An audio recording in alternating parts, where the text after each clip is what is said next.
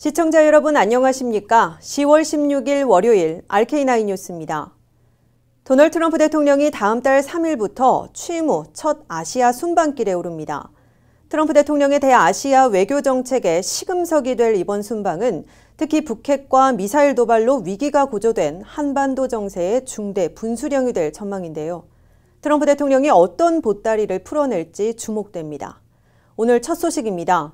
트럼프 대통령은 이번 순방에서 하와이에 있는 미 태평양 군사령부를 시작으로 주일 미군에 이어 주한 미군까지 방문해 군사 옵션 대비 태세를 직접 점검하겠다는 의지를 내비쳤습니다. 첫 소식 주형석 기자가 보도합니다.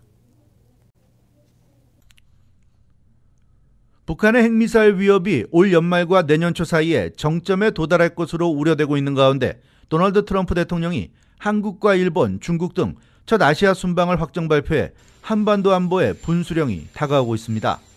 도널드 트럼프 대통령은 다음 달 7일과 8일 한국 방문을 비롯해 12일 동안 한중일 3국과 베트남, 필리핀을 처음으로 순방한다고 백악관이 오늘 세부 일정을 공식 발표했습니다.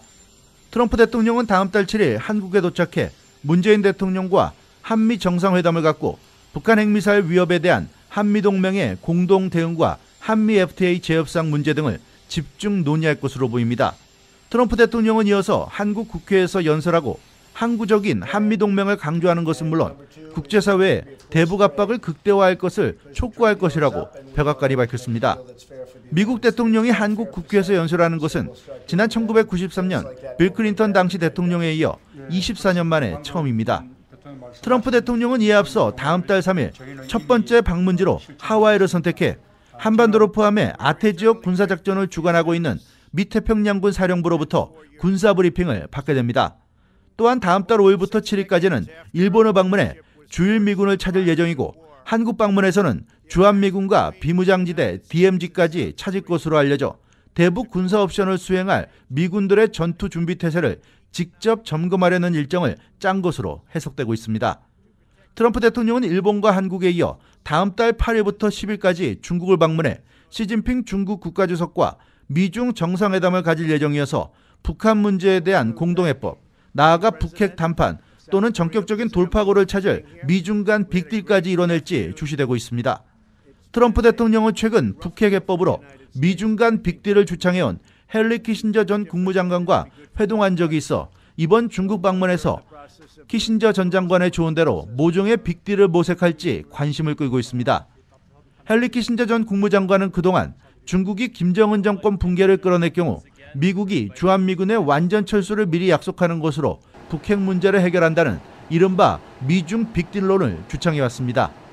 트럼프 대통령은 한중일 3국 방문에 이어 다음 달 10일 베트남 다낭에서 열리는 에이펙 정상회의와 12일 필리핀에서 개최되는 아세안 정상회의에 잇따라 참석한 후 귀국하게 됩니다. RKTV 뉴스 주영석입니다.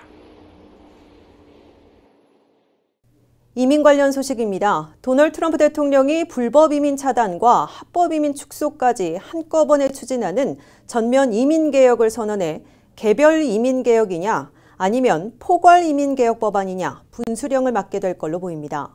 드림 법안과 같은 개별 이민 개혁 법안의 조기 성사가 어려워지는 대신 다카 폐지일이 연기되고 전체 서류 미비자 구제를 논의하는 포괄 이민 개혁 법안 추진으로 바뀔 가능성이 제기되고 있습니다. 김윤재 기자가 보도합니다. 도널드 트럼프 대통령은 백악관에서 강요 회의를 주재하면서 행정부는 이민 정책에 관한 전면 개선 노력을 선도해왔다며 자신은 앞으로 5단계 조치를 더 취할 것이라고 강조했습니다. 트럼프 대통령은 앞으로 중점 추진할 전면 이민 개혁에서는 국경 장벽 건설과 체류시한 위반 불법 체류자 추적을 포함하는 이민 단속 강화를 제시했습니다. 트럼프 대통령은 이와 함께 한 명이 미국에 이민 온 후 다른 가족들을 모두 데려오는 연쇄 이민은 끝내야 하며 미국인 또 미국 납세자 우선에 부합하는 합법 이민 제도로 바뀌어야 한다고 강조했습니다. 이는 최근 연방의회에 제출한 이민 원칙과 정책들에서 다카 드리머 구제를 대가로 무려 70가지나 제시한 요구 조건들을 강하게 밀어붙일 것임을 공개해 확인한 겁니다.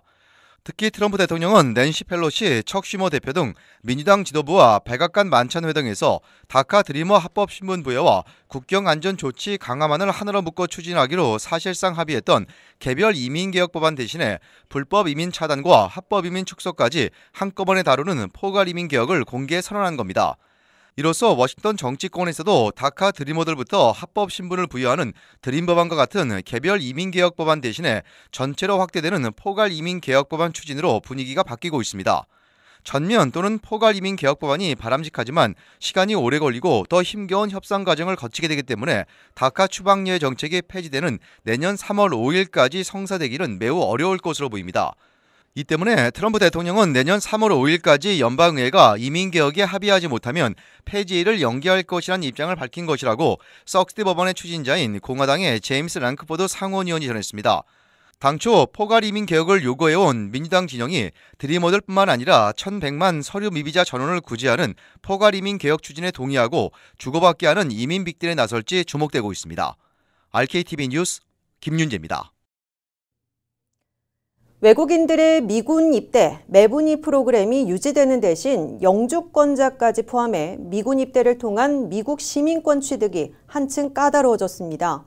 영주권자를 포함하는 외국인들은 미군에 입대하려면 보안 적성 검사와 기초 군사 훈련을 통과해야 하고 현역은 6개월 연속, 예비군은 1년을 복무해야만 시민권을 신청할 수 있습니다. 워싱턴에서 한면택 특파원이 보도합니다. 외국인들이 미군에 입대하면 신속하게 미국 시민권까지 취득할 수 있었던 매분위 프로그램이 가까스로 유지됐으나 절차가 매우 까다로워져 미군 입대를 통한 시민권 취득의 길이 멀고도 험난해졌습니다. 게다가 영주권자들까지 까다로운 미군 입대와 시민권 취득 절차에 적용받게 됐습니다. 미 국방부는 매분위 프로그램을 비롯해 외국인들의 미군 입대와 보안 적성 검사, 미국 시민권 취득 절차를 대폭 강화해 10월 13일자로 시행한다고 발표했습니다. 이에 따라 첫째, 외국인들이 미군 현역과 방위군, 예비군에 입대하려면 가장 먼저 군사보안, 세큐리티와 적성, 스위터빌리티 검사를 거쳐 MSSD 합격 판정을 받아야 합니다. 둘째, 신원조회를 통과해 MSSD 합격 판정을 인정받은 후에나 기초 군사훈련을 시작할 수 있고 이를 완료해야 미군에 입대하게 됩니다. 셋째, 그런 다음에도 현역은 6개월 연속, 예비군은 최소 1년은 복무해야 미국 시민권을 신청할 수 있게 됩니다. 새로운 강화 규정은 미국 비자 2년 소지자와 다카 수혜자 등이 통역과 의료, 간호병과로 미군에 입대해온 매분위 프로그램은 물론이고 영주권자들까지 확대 적용됩니다. 이미 매분위 프로그램에 합격했으나 신원조회 적체로 미군에 입대하지 못하고 장기 대기해온 사람들이 받은 인증서는 무효화되기 때문에 새로운 절차를 다시 밟아야 합니다.